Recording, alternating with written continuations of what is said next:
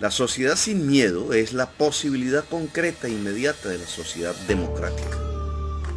El miedo ha sido el instrumento fundamental con el que una casta política hereditaria ha podido gobernar sobre una mayoría de la población a la que ha excluido de las decisiones fundamentales y de la producción y el reparto de la riqueza.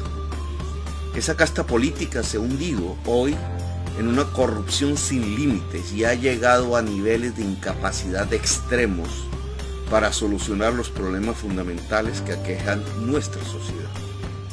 Desde el pasado, el miedo ha sido el instrumento de la dominación.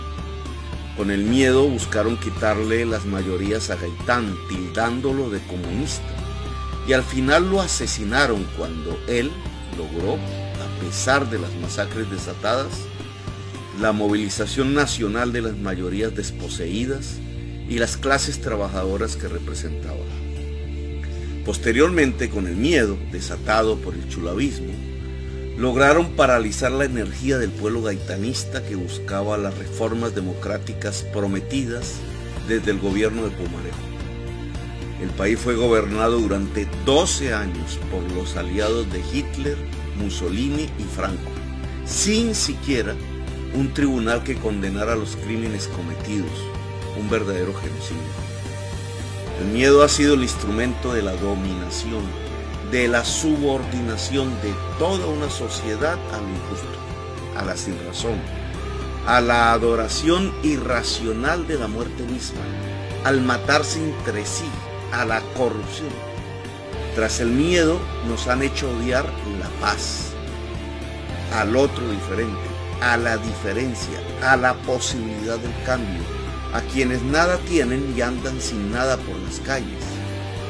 El miedo produce la desconfianza al cambio y la aceptación pasiva de la ignominia. Así han podido impedir que se configure una mayoría democrática en Colombia. Han construido en la clase media el miedo al campesino y al joven de la barriada popular.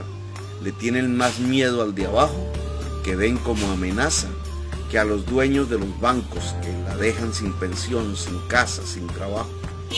Con el miedo han impedido que los y las trabajadoras se organicen e incluso lleguen a odiar la organización. Con el miedo silenciaron al campesino y le quitaron su derecho de ciudadanía. Con el miedo desataron un genocidio político sin resistencia en el país.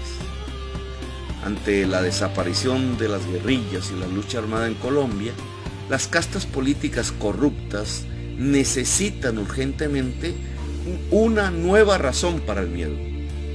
De eso depende su continuidad en el poder. Con la ayuda de los medios de comunicación más importantes, cuyos propietarios también necesitan del miedo para vender más noticias, han encontrado la nueva bandera que aterroriza: el gobierno de Maduro, su política económica, o como la han denominado últimamente, el llamado castrochavismo, aún con Castro y Chávez ya muertos.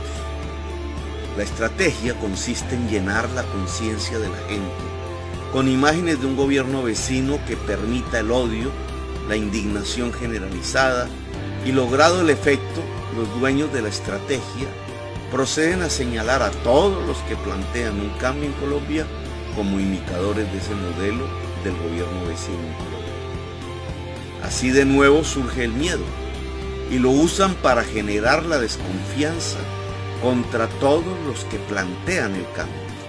Esperan así que ese miedo lleve a la gente a votar por los mismos para que continúe lo mismo: la violencia, la desigualdad social, la economía raquítica y fósil y sobre todo el pillaje. La incapacidad, la injusticia y la corrupción quedan ocultas con el nuevo miedo. Por tanto, hay que desnudar la mentira del miedo si queremos en realidad la transformación de Colombia. Si queremos un país que pueda dotar igualitariamente de capacidades a su gente y permitirle usarlas en libertad. Y si queremos una democracia profunda en nuestro país.